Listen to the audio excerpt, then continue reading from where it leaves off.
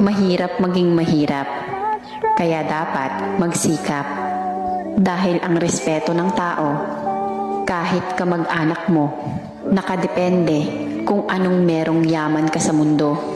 Totoo na kapag mahirap ka, basura ka sa paningin nila.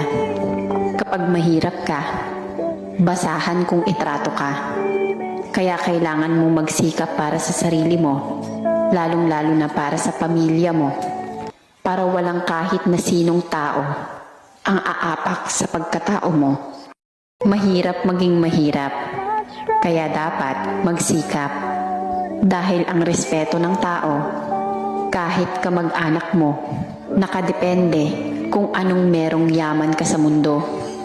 Totoo na kapag mahirap ka, basura ka sa paningin nila. Kapag mahirap ka, basahan kung itrato ka. Kaya kailangan mo magsikap